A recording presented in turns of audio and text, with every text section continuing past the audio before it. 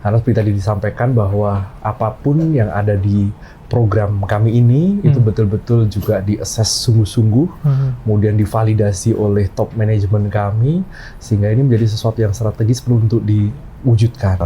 Tentu sama-sama kita mencoba merancangnya, membuatnya beberapa tahun lalu, dan kemudian kita melakukan beberapa proses di sana, mengidentifikasi talent gap saat itu di executive level, dan saat itu dibantu oleh top manajemen kita mengidentifikasi lebih dari 100 feedback. Pertanyaan agak iseng dikit, ada yang fail nggak dalam program?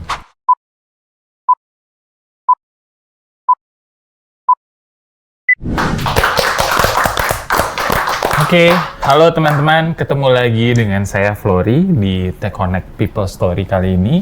Seperti biasa, People Story ini mengangkat cerita, kisah tamu-tamu yang kita undang ke acara kita tentang perjalanan karir mereka, perjuangan mereka, tentang project yang lagi mereka kerjakan, dan harapannya semoga dari cerita mereka itu bisa kasih tambahan semangat, inspirasi, ya curhat-curhat tipis untuk menunjukkan bahwa mereka sama-sama manusia, punya perjuangan masing-masing, dan dari situ kita juga berharap sesi People Story ini bermanfaat buat teman-teman semua yang menyaksikan atau mendengarkan lewat podcast ini. Nah, kali ini kita masih dalam rangkaian merayakan HR Smile. HR Smile itu adalah salah satu kegiatan di grup kita, di mana kita mempertemukan berbagai macam business pillar di grup kita, dan ada acara Excellence Award, dan ini saya harus menahan diri sekali karena yang menang kali ini mereka lagi ngomongin talent management retention, jadi saya harus menahan diri untuk tidak boleh berkomentar, tapi harus memberikan kesempatan buat tamu-tamu saya.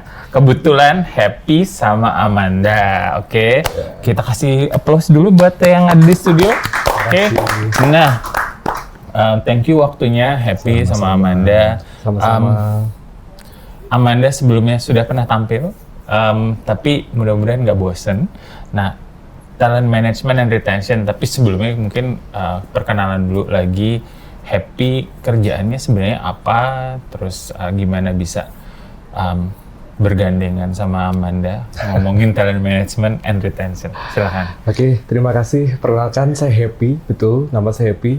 Jadi saya juga bahagia juga bergabung di Mas Agri Business and Food ya. Jadi saya saatnya di Business and Leadership Academy. Saya timnya Bapak Amanda sebenarnya. Gitu. Oke. Berarti satu tim. Satu tim, kita satu tim. Oke, nah tapi kok bisa tiba-tiba kemarin pas HR Smile ngomongin talent management and retention tuh ceritanya gimana? Mungkin Amanda bisa kasih background dulu. Iya, jadi ini project itu relevansinya dengan our executive talent sebenarnya. Jadi program-program yang sedang kita jalankan itu untuk mereka. Ini berawal dari our top management untuk memastikan pipeline kita, talent eksekutif itu relevan dengan cara berpikir dan bertindaknya our chairman, gitu ya. Nah, beberapa senior top management untuk menyampaikan kebutuhan itu, dan kemudian tentu sama-sama kita mencoba merancangnya, membuatnya beberapa tahun lalu, dan kemudian kita melakukan beberapa proses di sana, mengidentifikasi talent gap saat itu di executive level, dan saat itu dibantu oleh top manajemen kita mengidentifikasi lebih dari 100 feedback untuk our talent di eksekutif. Banyak gitu. Juga ya? Banyak juga. Nah, 100 feedback itu kemudian kita identifikasi, dikategorisasi menjadi 8 capabilities yang mesti kita bangun di our talent. Dan akhirnya mengerucut kepada 4 modul besar yang harus di-deliver. Nah proses mendeliver inilah dalam sebuah program yang sedang kita jalankan saat ini sebagai project. Nah, project ini start dari 1,5 tahun lalu ya, kurang lebih ya, 1,5 tahun lalu. dan kita berjalan terus, dan kemudian prosesnya akhirnya ini melibatkan mulai dari mengidentifikasi siapa pesertanya di dalam, itu melibatkan our top management. Top management ini selanjutnya kan kita sebut sebagai Dean, karena di payung program ini adalah Leadership Academy. Jadi khusus untuk Leadership Executive Program. Nah, para Dean ini membantu kita untuk menselect orang-orangnya. Dan kemudian para HRBP kita mengidentifikasi orang-orangnya, tentu approval dari tim inilah yang akhirnya memasukkan partisipan tersebut ke dalam. Nah, program itu berjalan, bagian dari bagaimana talent pipeline kita di-develop sih, kurang lebih begitu. Akhirnya ya memang masuk di area itu. Dan kebetulan kita sendiri, Business and Leadership Academy, itu dalam payung talent management, gitu. Oke, berarti memang berkesinambungan mendukung tim talent management ya? Betul sekali. Oke, jadi memang partnering sama talent management? Bukan, kita berada di payungnya talent management. Berada di payung talent management? Jadi struktur organisasi kita di head kita adalah Chief Talent Officer. Oh, Bapak yang saya tahu juga itu? Iya, betul sekali. Oh, oke. Dunianya sempit, tapi jangan dibahas ya, nanti lain kali. Oke, itu berarti dimulai 1,5 tahun lalu? Iya, kurang lebih 2023 ya. Betul, 2023. 2023, 1,5 tahun lalu. Mungkin Happy bisa cerita awalnya gimana, perjuangannya sampai di titik yang sekarang. Oke, silakan Pak. Untuk perjuangannya hingga sampai proyek saat ini berjalan dengan baik dan juga lancar, itu juga butuh perjuangan di awal. Karena betul-betul untuk memulai satu proyek ini seperti Pak Amanda sampaikan, kumpulin feedback-nya. Bagaimana kemudian juga feedback tersebut juga bisa menjawab kebutuhan company, mendukung apa tujuan strategis dari company kita sendiri seperti yang tadi Pak Amanda sampaikan, itu juga butuh proses. Kemudian setelah itu termasuk bahkan memilih pesertanya, supaya kemudian juga para peserta yang ngisi feedback atau peserta yang akan ikut program? Peserta yang akan ikut program, di mana mereka pun dilihat orang-orang yang kemudian juga bisa menggerakkan company kita untuk juga menuju ke tujuan strategis kita, begitu. Itu juga butuh suatu proses juga, back and forth-nya juga terjadi di awal, begitu ya. Bagaimana juga meyakinkan, karena di tempat kami pun suatu project, suatu program ketika dimulai di awal itu kan belum langsung kelihatan hasilnya. Nah, start small, tapi juga betul-betul effortnya luar biasa kita perlu lakukan untuk meyakinkan bahwa ini akan berjalan dengan baik, punya impact juga buat company, itu juga menjadi suatu tantangan buat kami, begitu. Makanya Pak Amanda sendiri juga seringkali lakukan proses untuk konfirmasi bolak-balik, begitu ya, untuk memastikan bahwa fondasi awalnya itu bener dulu nih. Leadership excellence ini nih yang mau dibangun, mulai dari leading self excellent, leading people and culture excellent, leading operational excellent, leading business excellent, begitu ya, itu menjadi suatu jawaban dari pain point company kita untuk betul-betul selain tadi fungsinya untuk sebagai bagian untuk mendevelop talent-talent kita, mempersiapkan pipeline, tapi juga menjawab kebutuhan strategis karena bis impact-nya akan dirasakan oleh top manajemen kita. Seperti itu, Pak. Nah, kalau bisa kasih gambaran, sebenarnya kalau di Sinarmas Agri sendiri, itu bisnis unitnya ada berapa banyak ya? Di bisnis unit di Sinarmas itu sebenarnya secara supply chain itu 4 besaran sih. Ada downstream, upstream, downstream, corporate, sama kita sebut dengan Central Business Services atau CBS. Nah, itu 4 hal tersebut yang besaran. Tapi di dalam mereka sendiri ada supply chain yang upstream, ada supply chain yang downstream juga gitu.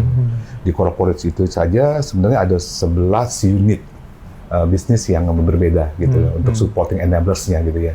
Gitu. Jadi cukup gede sih gitu. Curiosity, karena kan biasanya charging-nya ke corporate kah atau ke respective business unit? Ya, current itu biasanya charging to respective business unit. Tapi dalam hal proyek yang kita bahas ini, itu kita absorb langsung semua untuk dapat satuan approval gitu, approval budget. Berarti sekarang yang ikut program berapa orang?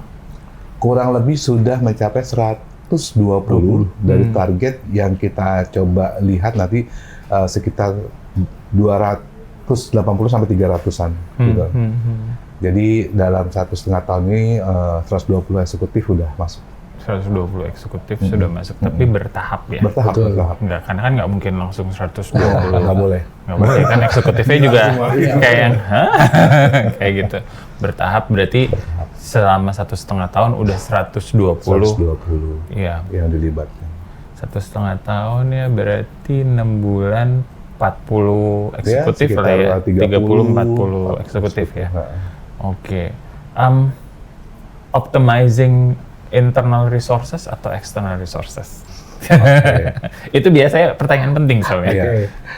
Nah, overall ini yang paling signifikan itu adalah internal resources-nya dulu. Karena bicara tentang time management para eksekutifnya ini, proses mulai dia diperkenalkan programnya, mulai identifikasi keterlibatan Dean untuk advice, decision, evaluation, kemudian masuk ke onboarding, bagaimana mereka menyampaikan direction pada Dean ini, dan melibatkan peserta di cohort tersebut.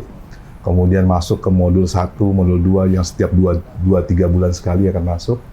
Kemudian masuk ke Extension Learning Project, yang which is 6 bulan. Another 6 bulan, yang dalam 6 bulan itu kita harus membuat mereka chip in dalam checkpoint untuk setiap mentornya. Kemudian sampai ke titik selesai dari checkpoint yang terakhir, kita bawa mereka ke dalam event yang namanya capstone. Nah, event capstone ini sangat penting karena top management memvalidasi semua proses pembelajaran sampai dia menghasilkan sebuah project yang memberikan business impact langsung. Nah, ini capstone akan dihadiri oleh chairman kami dan juga executive director kami di sana. Nah, dari situlah kemudian akan terjadi graduation berikutnya. Nah, kurang lebih itu antara rentang 10 sampai 12 bulan yang di-arrange oleh internal. Nah, keterlibatan eksternal di mana? Ketika mendeliver 4 modul tersebut. Mulai dari self excellence tadi ya, seperti Happy sampaikan, sampai ke business excellence-nya. Nah, itu kita melibatkan pihak eksternal. Oke, konsultan berarti ya. Oke. Gimana meyakinkan peserta untuk mau berpartisipasi? Karena kan biasanya juga, seperti saya bilang, saya harus menahan diri untuk tidak boleh berkomentar. Biasanya kan, as simple as, what's in it for me gitu. Kenapa saya harus ikut program ini, and then after the program, apakah udah pasti ada rekognisi lebih lanjut atau gimana? Gimana Happy? Ya. Karena eksekutif nih, kita ngomongin eksekutif, kebayangnya adalah ya kayak yang, why do I have to spend time? Kenapa aku harus belajar lagi dan segala macam? Seperti tadi Pak Amanda sampaikan bahwa kita banyak pakai internal resources, termasuk juga bagaimana kita melibatkan top manajemen kami itu merupakan sesuatu yang sangat penting sekali. Pertama-tama yang perlu diyakinkan ya top manajemennya dulu, bagaimana mereka punya kebutuhan. Karena seperti tadi disampaikan, Pak Chairman kita butuh punya talent-talent yang betul-betul care and kolaboratif tadi, begitu ya. Sehingga program ini didesain sedemikian rupa untuk menjawab kebutuhan tersebut sampai juga ada business impact-nya. Nah, kemudian setelah itu kan dari prosesnya pun tentunya juga berjenjang nih Pak, supaya kemudian juga peserta pun juga semakin yakin untuk ikut. Apa sih untungnya buat mereka, itu tentunya juga jadi pertanyaan. Tapi ketika itu jadi mandat dari atas, itu menjadi sesuatu yang kemudian juga harus mereka jalani dulu nih pertama, begitu ya. Nah, setelah itu dalam prosesnya sendiri, bagaimana kita juga memperhatikan sungguh-sungguh apa yang menjadi kebutuhan di tempat mereka. Ada semacam role mandate yang perlu dilaksanakan oleh mereka, begitu ya. Dan kita mengekut mereka untuk juga bisa menjawab role mandate tersebut di program kami. Sehingga dengan demikian mereka pun juga kasih penilaian yang bagus ya untuk ketika model delivery, kemudian juga ketika project dilakukan, ada proses coaching oleh tadi seperti tadi disampaikan ada external party kami, oleh mentor dari internal kami, kemudian sampai ke capstone mereka selamat sampai capstone bisa kasih business impact begitu ya, sehingga akhirnya mereka kasih kesan yang baik dan itu bergelombang Pak. Setelah batch pertama, kemudian juga ada kesan-kesan positif, ada yang kemudian dengar oleh tempat yang lain begitu ya, itu membuat mereka pun juga justru malah ingin untuk ikut program kami juga begitu. Itu yang terjadi. Cuma emang tadi diselect juga oleh Dean kami supaya bisa ikut program tersebut. Jadi proses meyakinkannya pun juga berproses juga nih Pak, nggak langsung yakin begitu ya. Betul. Change managementnya. Change management. Saya pikir salah satu kunci yang menjadi suksesnya itu adalah terbentuknya DIN as a learning council. Karena dengan adanya learning council ini, itu melibatkan seluruh top manajemen yang ada saat itu, dan itu tidak terputus. Dalam 12 bulan itu ada konsistensi meet and coach, gitu, mentoring. Jadi tadi seperti saya bilang, DIN itu jadi satu kunci keterlibatan mereka dalam memberikan advice, decision, evaluation, bahkan what the project yang akan mereka harus bawakan itu harus turun dari sana semua. Betul. Dan juga mereka juga mau mengambil keputusan untuk project mana yang bottom up. Nah, proses ini akhirnya DIN ini, council ini akhirnya secara governance, dia akan mengawal mulai dari onboarding, kemudian modul 1, 2, 3, 4-nya selesai, kemudian dia masuk ke dalam external project yang setiap 2 bulannya itu ada checkpoint by DIN. Checkpoint by DIN itu terjadi 3 kali sampai ke area capstone, dan itu final check by DIN yang dihadirkan oleh Pak Chairman dan Executive Director. Nah, saya pikir itu key yang membuat senior eksekutif ada di sana bersedia dan bersama-sama, bahkan bukan saya bersedia. Mereka berkontribusi bahkan dalam hal-hal yang sangat menurut saya sangat strategik bagi organisasi gitu. Dan secara langsung maupun tidak langsung kita membahas pain point this organization. Nah, itu yang membuat mereka mendapatkan benefit juga pada akhirnya di setiap bisnis. Dan yang luar biasanya, mereka akhirnya merasakan benefit yang tadinya tidak mengenal eksekutif antar stream. Jadi kesempatan networking juga kan? Networking banget. Dan yang the good things-nya dari itu adalah tiba-tiba beberapa proses yang beku antara stream terkait dengan sebuah bisnis proses itu bisa terselesaikan dalam ruang meja belajar. Kemudian mereka bisa lanjut, bahkan dari tadinya yang mereka merasa sangat sungkan sekali untuk menghubungi terkait dengan suatu kendala tertentu, mereka bisa langsung connect saat ini. Dan itu mempercepat sebuah proses keputusan dalam bisnis kami sih. Gitu.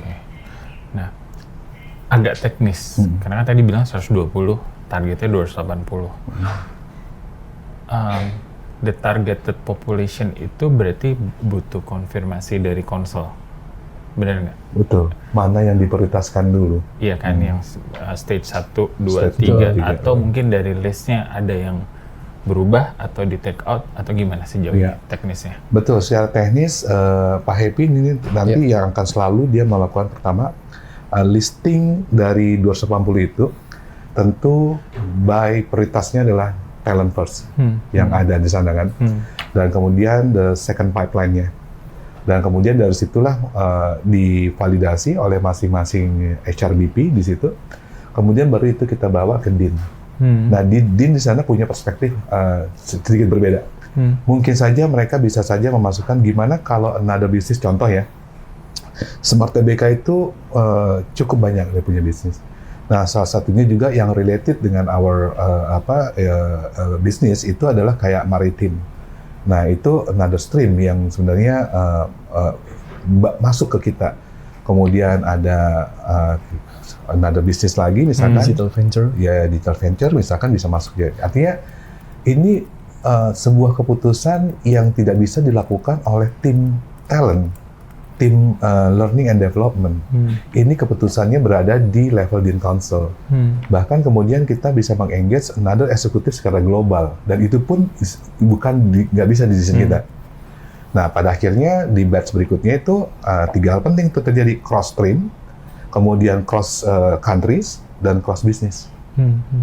Nah, itu menurut saya the key bagaimana program ini bisa berjalan sejauh ini dan memberikan impact yang relevan bagi bisnis. Jadi berasa juga ya. Oke. Nah, part of retention-nya di sebelah mana nih? Karena kan to certain extent, like it or not, people would always associate retention atau appreciation, recognition in a form of cash. Nah, kalau strategi kalian, pendekatan kalian gimana? Happy dulu mungkin. Ya, sudah. Oke. Kaitannya dengan retention, bagaimana orang kemudian merasa terinvolve dengan project-project yang strategis ini betul-betul juga membuat mereka terengage sebenarnya ya. Karena seperti tadi disampaikan bahwa apapun yang ada di program kami ini itu betul-betul juga di-assess sungguh-sungguh, kemudian divalidasi oleh top manajemen kami, sehingga ini menjadi sesuatu yang strategis perlu untuk diwujudkan. Sehingga ketika orang terlibat, terengage untuk juga pada proyek-proyek tersebut, tentunya otomatis bagaimana mereka juga bertahan tetap berada di company ini pun juga sudah terdorong. Kemudian ditambah lagi ketika tadi ada proses yang namanya seperti tadi disampaikan ada capstone presentation, mereka punya exposure langsung untuk menyampaikan apa yang jadi idea mereka kaitannya dengan menjawab pain point perusahaan atau kemungkinan untuk business expansion dan lain sebagainya. Itu sesuatu yang luar biasa juga buat mereka. Ditambah lagi ketika graduation pun mereka pun juga mendapat kesempatan untuk di-acknowledge juga ya. Karena untuk melalui program kami ini juga butuh effort yang luar biasa. Seperti dikatakan tadi, ya? Betul, mereka eksekutif, mereka harus kemudian juga spend waktu sekitar 9-12 bulan untuk bersama kami, untuk melakukan banyak hal dari in-class training, action learning project, sampai dengan akhirnya itu tadi juga butuh effort juga. Makanya ketika mereka di-acknowledge kita graduation itu juga jadi satu kebanggaan tersendiri, terutama juga misalnya buat best participan-nya begitu ya, mereka dapat penghargaan langsung dari top manajemen kami. Kemudian juga di-extend juga di situ sebenarnya ada yang namanya community of practice. Jadi tidak hanya berhenti pada program ini saja, tapi bagaimana talent-talent tadi saling terhubung, terkoneksi begitu ya, itu juga difasilitasi. Sesimpel bagaimana mereka mau kumpul-kumpul untuk adakan potluck misalnya ya, tapi di level eksekutif itu juga difasilitasi juga. Sesimpel juga bagaimana mereka ingin kemudian menambah pengetahuan mereka dengan jejaring mereka, bisa saling berbagi, diundang misalnya, kemudian mereka bisa saling terhubung. Jadi engagement antara satu pun yang lain juga merekatkan untuk bagaimana orang bisa tetap bertahan di organisasi kami. Ini Pak Amanda ada tambahan? Iya. Saya pikir ada 3 hal ya Pak. Yang pertama ini kita semua tahu di organisasi yang silo itu akan membuat orang-orang terbaik kita mungkin akan menghindari dan mungkin akan meninggalkan that company. Nah, ini menjadi sangat penting bagi kami ketika itu bisa diruntuhkan dalam bentuk satu cross-stream cooperation, kerjasama bersama, collaboration, dan saling peduli di sana. Itu salah satu penting membreak itu, kemudian meng-enlarge mereka, meng-extend mereka, memiliki connecting to others, to collect mereka di the business, yang mempermudah pekerjaan mereka juga. Dan yang paling penting lagi adalah kita mesti ingat bahwa di program ini itu tidak hanya melibatkan N-1 top management, tapi sampai N-3-nya. Artinya di level eksekutif yang di dalam program mulai dari di level 1 sampai teratasnya di eksekutif ini ter-engage dengan yang namanya executive director, dengan chairman, kemudian dengan top management. Saya rasa itu exposure yang sangat penting bagi mereka untuk menunjukkan paling tidak showcase apa yang mereka punya saat ini. Dan itu tempatnya di program ini. Gitu. Berarti convincing them bahwa memang it's a good exposure, it's a good opportunity to network, and then ketika perform dengan baik di program pun, mereka dapat apresiasi dan rekognisi, dan pasti ada notes atau flag tertentu entah di sistem atau data kalian bahwa this one is performing well, mana yang lebih mungkin lebih receptive atau lebih open minded atau lebih agile betul. What's the trend right now sekarang gitu ya, kayak gitu. Sorry, saya pikir ini menjadi highlight bagi teman-teman as a best practice-nya dalam program ini adalah ketika itu dijalankan, yang sesuatu yang tidak kita sadari di awal adalah result ketika mereka mengalami sampai ke titik capstone, di mana peserta menyampaikan sangat berterima kasih sekali, itu bisa sampai ke expose ke level di top manajemen tersebut. Dan menurut mereka ini sesuatu yang luar biasa untuk menunjukkan, mengenalkan, dan bahkan sekarang top manajemen sudah mulai mengenal talent cross stream-nya. Nah, itu menurut saya benefit bagi organisasi. Oke. Bagi bisnis sendiri bagi pun bisnis juga sendiri. seperti yang Pak Amanda sampaikan tadi ya, sudah dari program atau accelerating project yang dilakukan, bahkan itu juga berimpact pada bisnis sampai ada organisasi baru ya Pak. Organisasi baru dibentuk dari proyek-proyek tersebut itu terjadi. Gitu. Oke. Pertanyaan agak iseng dikit. Ada yang fail nggak dalam program? Oke. Kayaknya tambahin Pak Happy kalau Boleh. program ini di tahap pertama di 1,5 tahun kita itu prinsipnya adalah development our pipeline. Oke. Jadi belum kita baru di area strengthen mereka di existing level mereka hari ini atau posisi mereka hari ini. Oke. Jadi kita tidak mengconsider adanya mereka yang fail, Oke. tapi itu kita jaga dari depan untuk komitmen waktu. Oke. Nah, komitmen waktu ketika itu disampaikan biasanya mereka ada beberapa 1-2 orang yang belum bisa berkomitmen. Oke. Nah, itu yang mesti kita identifikasi dari awal. Nah, ketika tidak bisa berkomitmen, dan untuk 10-12 bulan ini, kita akan replace. Oh, jadi Gitu. mereka harus dari awal Dari tahu. awal, harus tahu apa journey-nya yang akan mereka lalui. Gitu. Jadi jangan mundur di tengah-tengah. Jangan menurut tengah-tengah. Oke, Kurang oke, lebih gitu. menarik. Oke. Nah, ini kan butuh support dari manajemen juga.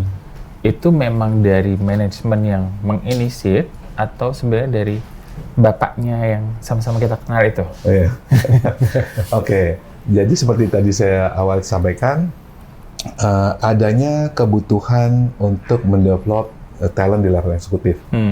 Kemudian itu dibicarakan bersama top management, kemudian kita mengidentifikasi apa yang mau kita develop. Nah, start dari situ udah kita run. Tuh. Nah, sampai kebutuhan yang harus disupport ke mereka, capability yang harus mereka kita develop, bagaimana bentuk programnya dan sebagainya. Tapi ini bisa dikatakan inisiasinya top management sudah meminta untuk mendevelop the eksekutif secara serius gitu ya. Memang ada urgency atau request dari top management untuk dengan 2 line tadi ya. Ya. Tolong kembangkan eksekutif. Itu satu. Pikirin sisanya eksekusinya gimana. Itu terjadi itu jadi sangat penting karena usia eksekutif. Nah, usia eksekutif ini di kita tentu harus sudah menjadi perhatian kita berapa persen itu udah masuk di area yang akan sebentar lagi retire gitu. Nah, ini menjadi sangat penting. Nah, persentase itu yang ingin kita penuhi secepat mungkin dalam kesiapan pipeline-nya sih. Itu. Oke, nice. So, kalau misalnya tadi dibikin continuation atau yang berkelanjutan dari program ini, mereka ada community practice dan segala macam. Apakah mereka yang sudah lulus program ini memang dapat special recognition juga atau special retention package juga dari kalian? Oke. Untuk reward finansial itu terus terang kita nggak ada dipegang di area itu. Itu ada tim yang melakukan itu. Tapi yes, agree ini menjadi bagian dari flag-nya untuk executive development. Oke, jadi on progress juga ya, akan dipikirkan juga ya? Iya, karena juga ada arahan juga direction langsung untuk membuat sebuah skema bagaimana executive development ini, the result-nya itu harus terreflect secara financial dan non-financial sih gitu. Gitu. Karena memang biasanya intinya ujungnya akan ke situ juga ya? Ujungnya ke situ. Maksudnya aku di stretch, maksudnya on top of contributing and delivering, being stretched throughout the program yang komitmennya juga nggak main-main, hampir setahun. Itu nggak main-main komitmennya dan pembicaraan, terus terang ada itu pembicaraan itu sudah terjadi. Orang-orang dengan certain project tertentu yang mendeliver sampai sekian bulan dan kemudian memberikan hasil, itu dalam conversation itu udah disebut berapa yang mestinya mereka dapatkan gitu sih. Ya. Tapi berarti itu akan di-feeding ke tim yang memang reward remuneration, taking care ya, udah pasti akan ke situ juga. Oke. Nah, pas di HR Smile ini berarti yang kalian highlight ini juga atau ada angle yang lain, Happy? Dari HR Smile yang kita highlight secara umum ya sama seperti yang kita sampaikan baru saja tadi nih, bagaimana concern kita soal pipeline, karena tadi dari angle usia pun udah akan memasuki usia retire, kemudian juga bagaimana program ini bisa menjawab kebutuhan tersebut, termasuk juga di sisi yang lain juga punya business impact. Selain itu mungkin yang kita sampaikan di HR Smile waktu itu kaitannya dengan proses rekognisi eksternal ya Pak, dan juga business impact yang juga dirasakan ya. Jadi kalau kita bicara soal business impact itu memang bisa divaluasi dan divalidasi karena kita juga melibatkan dari DIN, yang disebut DIN tadi, business leader kami, bahwa ada valuasi kaitannya bagaimana itu punya potential gain, kemudian punya potensial prevent loss gitu ya, dan juga proses efisiensi juga terjadi di situ sehingga menghasilkan sekian miliar USD begitu itu yang dilakukan. Kemudian di eksternal pun ya syukurlah kita juga mendapat anugerah di Brand Hall juga ya Pak ya, yang kita sampaikan waktu HR Smile, jadi semacam Oscar-nya di dunia HCM, Human Capital Management, kita mendapat gold kategori untuk executive development, dan itu baru pertama kali di Indonesia ya Pak. Iya, setahu saya itu. Gitu. Oke. Jadi kompetisinya nggak cuma di HR Smile, tapi di yang lain juga udah mulai ikutan. Iya, kita bawa ini ke international brand untuk supaya program ini melekat ke our organization gitu. Jadi. Ya. Oke. Jadi justru ikut Brandon Hall dulu tuh, baru ikut HR Smile sebenarnya. Sudah menang di Brandon Mungkin Hall. malah pressure-nya lebih nggak terlalu sekencang ikut international competition. Smile pressure di HR Smile. Oh gitu? Iya, beda. Kenapa ya? Karena kita satu bisnis pilar-pilar itu jadi lebih seru kan ya, karena kita mengenal each other gitu kan. Ada wah ada Pak Satya di sana nih, ada Pak ini gitu. Nah itu pressure-nya beda tuh. Dengan ikut internasional, kita nggak tahu siapa gitu ya pesaingnya gitu. Malah lebih nothing tulus ya. Iya, correct. Betul. Oke. Ikut HR Smile ini karena inisiatif tim sendiri atau gimana? Ketawanya penuh arti. Kalau ikut HR Smile tentunya kita juga memanfaatkan sudah difasilitasi dari Tech Connect untuk kegiatan seperti ini, ya tentunya kita perlu manfaatkan baik ya Pak. Iya. Saya pikir jadi begitu challenge HR Smile ini muncul karena kita udah ikut Brandon Hall ya. Wah ini harus kita ikutin nih. Itulah. Jadi tadi saya bilang HR Smile 2025 itu big opportunity untuk seluruh pilar bisnis untuk memiliki branding di program-program tertentu ya. Betul. Dan menurut kami ini menjadi sangat penting branding untuk di program kita yang impact-nya tentu punya kebanggaan bagi para partisipan yang mengikutinya sebagai eksekutif di level gitu. Oke. Menarik. Oke. Gimana mengatur waktu dan tenaga di tengah-tengah kesibukan proyek kerjaan dan harus ikut kompetisi yang nggak cuma 1-2 gitu. Sesi curhat ini. Iya. Bagaimana mempersiapkannya, kita seperti tadi Pak Amanda sampaikan ya, pressure-nya justru lebih besar di sini, oleh karena itu persiapannya juga lebih serius juga nih untuk HR Smile ini. Jadi kalau bagaimana mengaturnya ya memang nggak ada balance lagi ya Pak ya. Satu minggu pun juga dipakai Pak Amanda ya Pak ya, untuk mempersiapkan materinya, untuk kemudian juga bagaimana mempersiapkan diri untuk tampil dan lain sebagainya. Jadi ya lumayan Pak ya. Karena di saat yang sama semua berlangsung, semua berlangsung di Q4 nih ya, apalagi ya gitu ya. Semua program-program yang masih tertunda itu cepat dieksekusi di Q4, dan kemudian kita kebetulan juga mengikuti beberapa award-nya yang terjadi, dan ini berlanjut terus, jadi nggak berhenti. HR Asia juga kita ikutin kemarin gitu, dan ketika masuk di masa-masa akan present di HR Smile, itu program lagi berjalan. Betul. Dan terutama yang kita lagi ceritakan hari ini, eksekutif development program lagi berjalan, dan itu the biggest challenge dari program ini adalah time consume untuk memastikan schedule itu terjadi. Dan kenapa? Karena eksekutif schedule ini nggak mudah. untuk mempertemukan mereka dalam checkpoint, baik dari level top manajemen sampai ke pesertanya, dan itu bolak-balik untuk melakukan scheduling kayak begitu. Nah, di waktu yang sama itu nggak bisa ditinggalin, kemudian mempersiapkan bagaimana kita akan membawa ini ke HR Smile, kita praktis, berlatih dengan tantangan 15 menit gitu ya. Nah, kemudian siapa yang bicara apa gitu, itu menjadi wow, luar biasa. Dan masuk ke harinya waktu itu, kayaknya nggak ikut cuma satu kategori deh kayaknya. Iya, dan itu pressure-nya kuat sekali di hari itu. Dan ya kita berusaha untuk the best lah untuk saat itulah. Dan saya pikir kita nggak berhenti ya waktu itu ya. Betul. Jadi kalau dari kategori dari Bapak sebutkan 5 kategori tim dan juga 1 kategori individual tuh kita ikut semua, ada Agri semua di situ. Dan dari kami pun juga paling nggak ada 3 yang kategori tim ya Pak ya. ya 3 kategori. 1 individual pun saya juga ikut juga tuh di Iya. situ.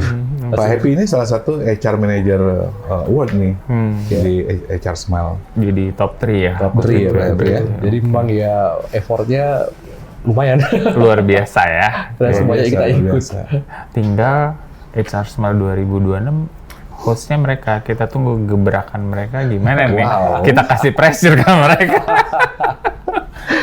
Kan biasanya kalau jadi tuan rumah harus lebih baik daripada tuan rumah sebelumnya nih. Itu ya. Karena tuan rumah sebelumnya udah kasih level yang cukup tinggi ini. Wah, luar biasa loh yang kalian lakukan di T-Connect ya. Saya apresiasi sekali dan itu saya pikir itu pekerjaan besar sekali sih gitu.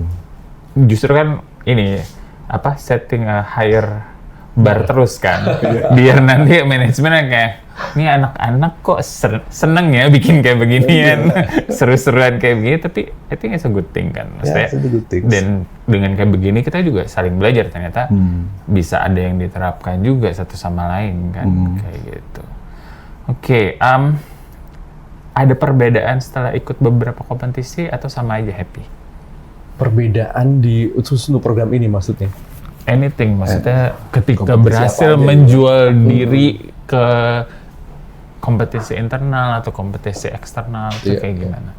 Tujuan utama kami memang balik lagi ke tadi developing talent, siapin pipeline dan lain sebagainya. Dan kemudian ketika itu ter-acknowledge oleh semacam kompetisi atau award tertentu, tentunya juga di satu sisi buat program ini pun seperti tadi disampaikan itu juga akan menambah suatu kepercayaan baik dari top management maupun peserta dan juga calon peserta berikutnya sehingga word of mouth-nya pun juga jalan.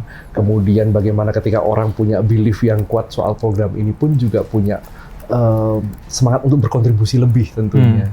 Buat kami sendiri pun ketika itu ikut award apapun ya baik di internal maupun eksternal dan itu kemudian dapat suatu acknowledge itu juga menjadi satu pembuktian lah buat kita juga bagaimana betul-betul apa yang kita lakukan ini berdampak loh. Itu satu yang penting juga buat kita.